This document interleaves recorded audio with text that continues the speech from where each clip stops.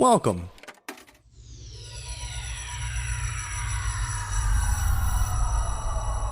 to Arcade Audio. Dilettante Ball. I'm Johnny. I'm Spencer. Here on Dilettante Ball, we go on FridayNightLights.fandom.com. We click random article. And we talk about it. Yeah. Let's just do it. All right. Wow. Okay. Yeah. No. Bold and brash. Oh, shit. Did we get rewarded? Kind of, yeah. Gaius Charles. It's a cool name. It is. Gaius Charles. Wasn't that the first emperor of the Holy Roman Empire? Yeah. He's on the show? Gaius the Great. Gaius Charles, born May 2nd, 1983, is an American stage, television, and film actor, best known for playing Brian Smash Williams on the NBC sports drama television series Friday Night Lights. Brian Smash what? Williams. That sounds like a baseball player's name. Brian Yeah. Smash Williams. Yeah. You know? Maybe he is. Oh, yeah. Maybe he's a dual threat. He currently stars as Dr. Shane Ross on the ABC medical drama series Grey's Anatomy. Whoa. Good for him. Yeah. Wow, we got a lot. We got a lot here. This is a beefy boy This is article. a beefy boy. Do you think that the Friday Night Lights and the Grey's Anatomy happen in the same universe? You know, I heard someone say something really funny, or it might have just been an observation I saw on Twitter or something, but it was like, every documentary happens in the same universe. Yeah. That's pretty fun. funny, yeah. Charles was born on May 2nd, 1983 in Manhattan, New York, then lived in Queens and later moved to Teaneck, New Jersey with his family when he was in middle school. Growing up in the childhood home of composer Alan Silvestri. What? He graduated from Teaneck High in 2001. He attended Carnegie Mellon University's College of Fine Arts, where he obtained a Bachelor of Fine Arts degree in drama and performed in productions including Candide. I love Candide. Yeah. The Wild Party Hey, and full, Spunk. Clear eyes, full heart, Candide. I don't know.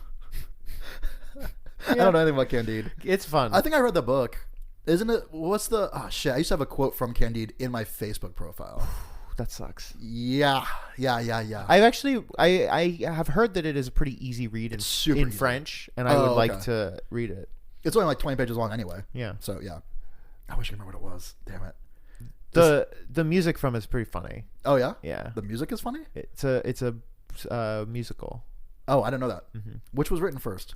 The book. Okay. Voltaire wrote the book, Sure. and then Leonard Bernstein wrote the play. Okay. Yeah.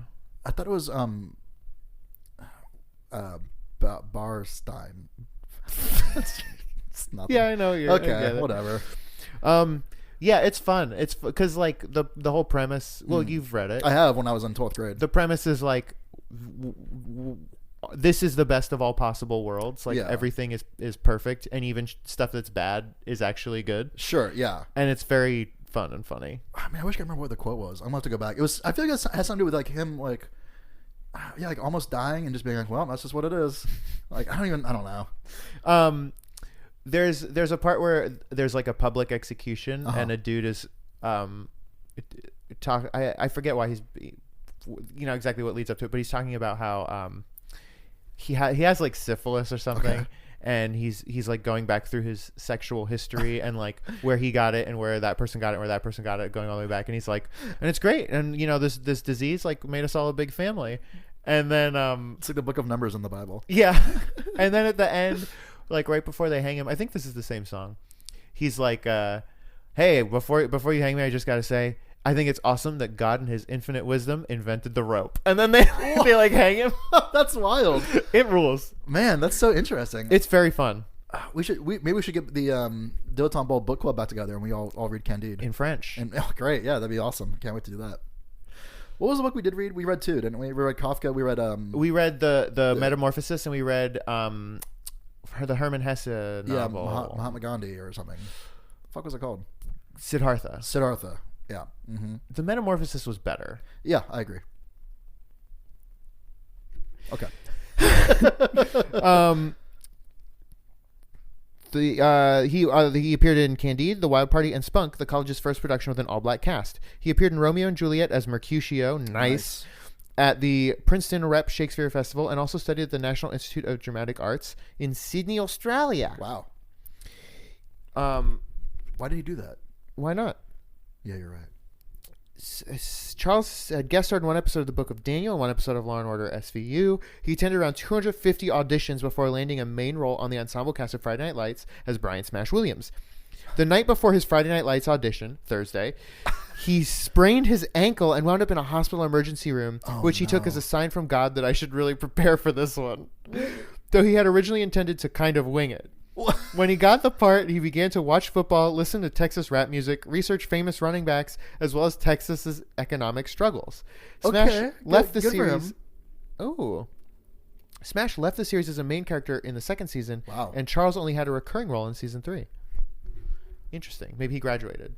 Yeah. Oh, yeah. Yeah. We go into the new class. It is fun that like a theater nerd has to study sports for a role. Like, yeah. Like I spent my whole life not paying attention to this, and now I have to for work. The first thing I said, it was like when he went into the role, he started watching football. Like, oh shit, I guess I got to learn what this whole pigskin thing is, huh? Man, you throw it long ways, huh? By the time this episode comes out, the XFL will have debuted already. Oh shit! But in the real world time recording of this, it comes out in like 2 days. No, tomorrow. Fuck. Yeah, it's because there's a game on Saturday and Sunday. Sundays are our boys, the Tampa Bay Vipers. There we go. Okay, so yeah, let's go Vipers. So I was looking up some of the rules. Or no, is it Tampa Bay or Miami Vipers? Dude, I don't fucking know. Okay, it won't matter in 6 weeks. Maybe by the time this episode comes out. Yeah. Yeah. But there's a lot of different rules. Not a lot, but a fair amount of rules changes from football that seem like it will be a little more fun. A little more extreme? Yeah. You might say a little more extreme. Yeah. Certainly more fast. I know that. More furious as well? Slightly more furious. Okay. Yeah. 100% and 20% respectively. But they're also changing some things that they used to do that they're not doing anymore, which is good. No more guns. No more guns. So each team is allowed to have one person with a gun, but they can only have it in one game a season. Oh. So you'll never know who has it and in what game. Interesting. Yeah.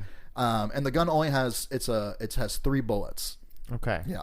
So yeah, you use them judiciously, just like your timeouts. So the XFL used to do this thing. So in normal NFL games, whoever gets the ball first is determined by a coin flip. XFL says fuck that, or they used to say that. They don't do this anymore. What we're gonna do, they said in 2001, was we're gonna put the ball in the middle of the field, and y'all motherfuckers just run for it. That rules.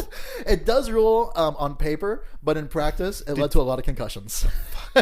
So the XFL was purposely more dog pile.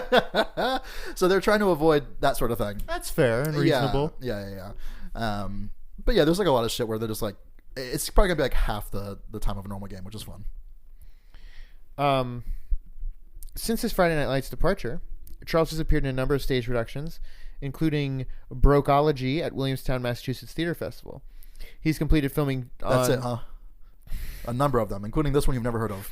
He has completed filming on 2009 films Toe to Toe and The Messenger, and is set to appear in, this is an old article apparently, in 2010's Bone Deep. He's had minor roles in 2 movies released in 2010, Takers as Max and Salt as a CIA officer. Salt was a real movie. That was the one. It was like a woman James Bond or something, or she was a Russian spy or something. Or am I thinking of the right movie? Maybe I'm thinking of the Veruca Salt biography movie. Do you say biopic or biopic? I say biopic. I do too. I think anyone who says biopic is troubled. If someone says biopic, I've got a gif of a man sticking up his middle finger for them. And then he was on Grey's Anatomy, starting in the 9th season. Jesus. Well, it's still going. It's like in 20. It's like a 20th season. That's crazy because it started when we were like in high school. Yeah. Like the references I know to it are so dated that they're. Oh yeah, McDreamy, McSteamy, they're gone. I'm they sure. died like the season 2 or something. Charles's first name, Gaius, is an homage to Gaius Julius Caesar's first name. I didn't know that was his whole name. Gaius Julius Caesar. Is that even his name? What's Augustus? Augustus Gloop. Augustus Gloop. Okay. A lot of Charlie and the Chocolate Factory references today. Also one of Jesus' early disciples, Gaius, to whom the 3rd epistle of John is addressed. What? In 2007, he said of his name, "It's so unique that I guess as a kid you don't appreciate it, but as I've gotten older, people have only come to really respond to it and really appreciate it for its unusual factor." It's a good name. Yeah. Charles is Christian, calling his faith in Christ and God the only thing that's really gotten me here to this point. I guess. After a stint on Friday Night Lights, he left acting in order to pursue a degree in theology from Drew University. No, why? Charles's interests include public speaking, boxing, aviation, and writing. Everything a good pastor needs. Why?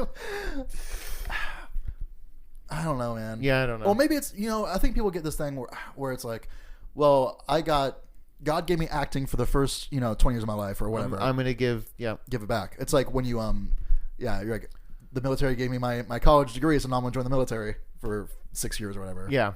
Ugh. I feel bad. I always feel bad for,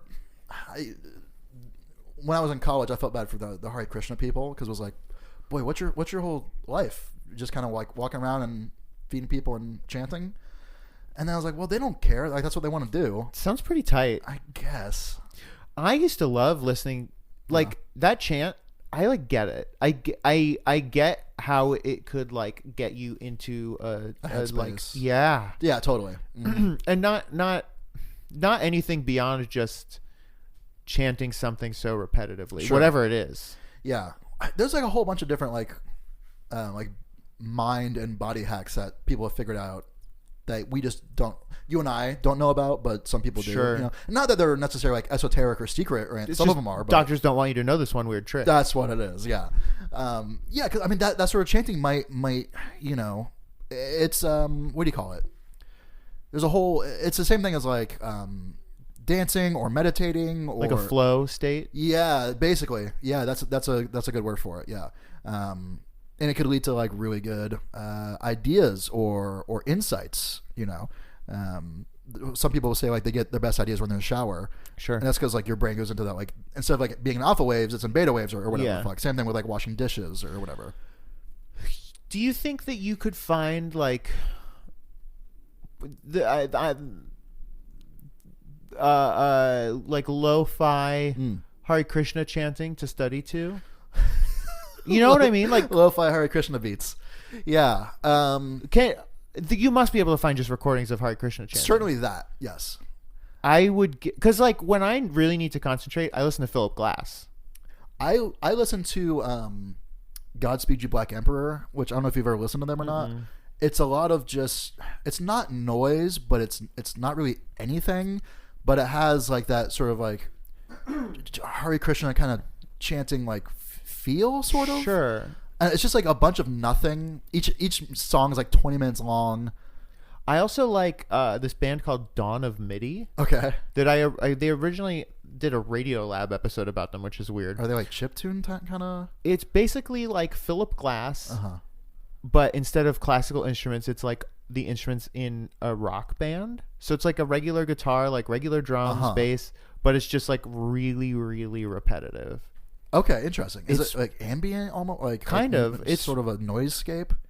No, it's like, Philip Glass is like scales and I'm not super familiar. You're way more familiar with him. Oh, man, I love Philip Glass. Sure. But in a repetitive, just sort of like, yeah. So it's not a soundscape. It's music. Sure. But just really repetitive. Right, right. There's no bridge and chorus and... Philip Glass will literally be 8 minutes of da da da da da da da da da da da da da da da da da da da.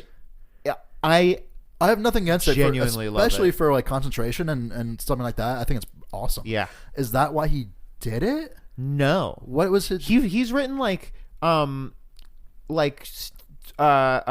music, not musicals, I guess, like operas. Sure, like and I'm sure he's done music for movies and stuff. I think he has scores. One about King Tut. I think it's called No, it's Akhenaten. Yeah, it is. Yeah. I know that because you've mentioned it. Yeah. And then he Einstein on the Beach, I believe, is one. Okay. And which is like I think just hours and hours long. And he also did the soundtrack to a movie, like a kind of a documentary called Koyaanisqatsi, which the soundtrack to that is awesome because there's like words in it, but it's like a lot of just like really repetitive. Okay. Just like one song they just say Koyaanisqatsi for like 8 minutes, and the visuals of that movie are it's really repetitive visuals of like plants growing and people moving, and oh my gosh, it's what's stopping you or I from just making, like, what is Philip Glass doing that we can't do? If songs of his are just da da da da da da da da da da, like, why can't we do that? Is it because he did it first? I think it's a little bit of that, and I think it's a little bit. They're still arranged for a full orchestra, and I don't know how the fuck to do that. I guess you got me there. There's a genre of music, a very small genre of music called shoegaze. Sure. You ever heard of it? Yeah. And it's sort of, you reminded me of it a little bit when you're talking about that song where they just say the same phrase over and over again, where the vocals are basically, they're not any more important than any other instruments, and it's almost like it's just another piece of the sound. I like that. That's cool. Yeah. Because it's like it's shoegaze in particular. There's like, I guess there's like a melancholy to it that I really like. Yeah, me too. I like anything that has that that melancholy. I don't know what that is. Me neither. Yeah. I think Pavement might be shoegaze. Yeah.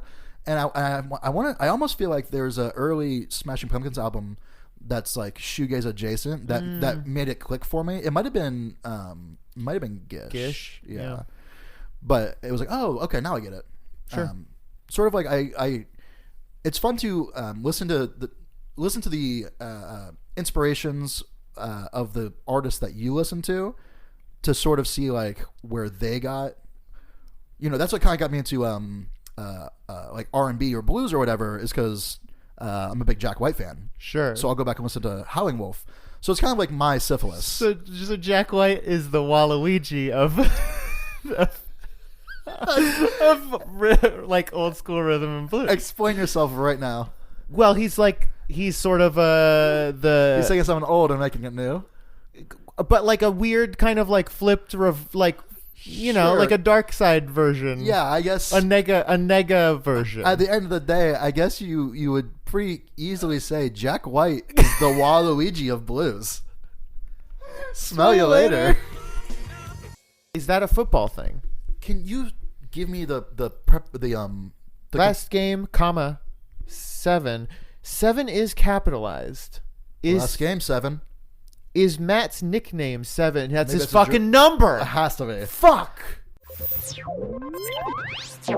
Thank you for playing Arcade Audio. Play more at arcadeaudio.net.